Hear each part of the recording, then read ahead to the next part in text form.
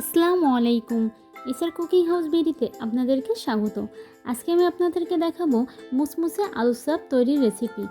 কিভাবে আলুর চপ তৈরি করলে আলুর চপ অনেকক্ষণ পর্যন্ত মুসমুসে থাকবে এবং আলুর চপটা খেতে হবে অসাধারণ, সেই টিপস অ্যান্ড ট্রিক্স নিয়ে আজকে আমার এই রেসিপি। আলুর চপ তৈরি করার জন্য আমি প্রথমেই ব্যাটারটা তৈরি করে নিব। এজন্য এখানে আমি নিয়েছি 1 কাপ বেসন এবং 1 টেবিল চামচ কর্নফ্লাওয়ার। আপনি চাইলে এখানে চালের গুঁড়াটাও ব্যবহার করতে পারেন। কর্নফ্লাওয়ার বা চালের গুঁড়া ব্যবহার করলে চপটা অনেক সময় মুচমুচে থাকে।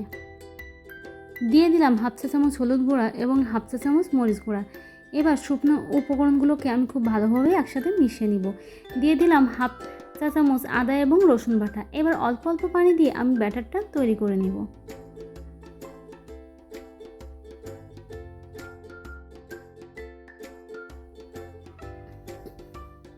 দিয়ে দিলাম সামান্য পরিমাণে লবণ এবং 1 চিমটি বেকিং পাউডার। এবার সব উপকরণগুলোকে আমি খুব ভালোভাবে বিট করে নিব।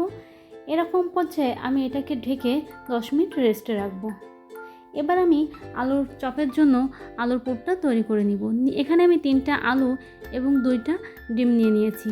সবগুলোকে আমি খুব ভালোভাবে সিদ্ধ করে নিয়েছি। এবার এরকম একটা গ্রেটারের সাহায্যে আমি আলু ও ডিমগুলোকে গ্রেট করে নিব।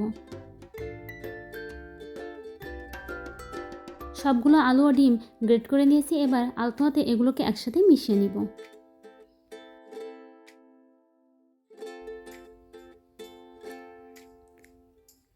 আপনারা চাইলে এখানে ডিমটা স্কিপ করতে পারেন। এবার মিশ্রণটার ভিতর দিয়ে দিব প্রায় 1 কাপ মতো পেঁয়াজ বেরেস্তা। দিয়ে দিলাম কাঁচামরিচ কুচি এবং 3টা চিলি ফ্লেক্স, হাফ চা চামচ ধনিয়া গুঁড়া এবং হাফ চা চামচ জিরের গুঁড়া। এখানে আমি টালা জিরার গুঁড়াটা ব্যবহার করেছি। দিয়ে দিলাম স্বাদ অনুযায়ী লবণ। সবগুলোকে একসাথে এবার ভালোভাবে মিশিয়ে নিব।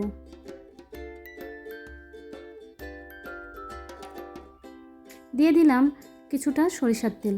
এর ফলে এটা চপ তৈরির সময় বাইন্ডিংটা সুন্দর আসবে। চপের জন্য মিশ্রণটা রেডি। এবার এখান থেকে অল্প অল্প করে আলু নিয়ে আমি চপটা তৈরি করে নিব। আপনারা চাইলে ছোট বড় যে কোনো সাইজ করে চপটা তৈরি করে নিতে পারেন। চপ তৈরি করার সময় হাতে একটু তেল মাখিয়ে নেবেন, তাহলে এর শেপটা সুন্দর আসবে। এভাবে সবগুলো চপ তৈরি করে নিব।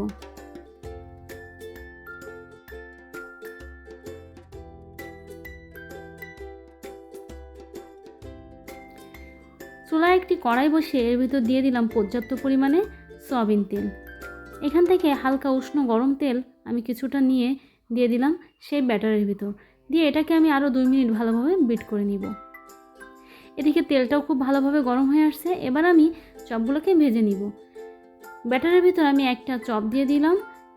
এরকম একটা কাঁটা চামচের সাহায্যে আমি চপগুলোকে তেলের ভিতর দিয়ে দিব।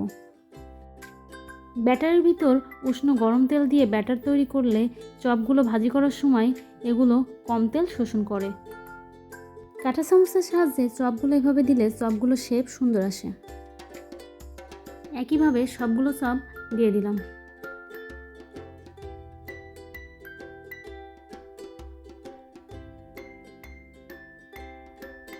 সবগুলো চপ দেওয়ার পরে এভাবে হালকা করে উপরে একটু তেল ছিটিয়ে দিলাম।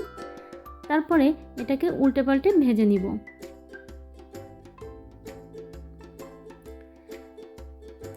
চপগুলোতে সুন্দর কালার চলে আসলে এগুলোকে আমি নামিয়ে নিব।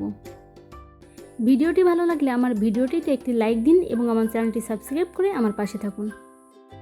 এই টিপসগুলো ফলো করে আপনি যদি আলুর চপ তৈরি করেন বাসায়, তবে আপনার আলুর চপগুলো হবে একদম মুচমুচে এবং চপের ভিতর আলুটার স্বাদ খেতেও হবে অসাধারণ। আল্লাহ হাফেজ।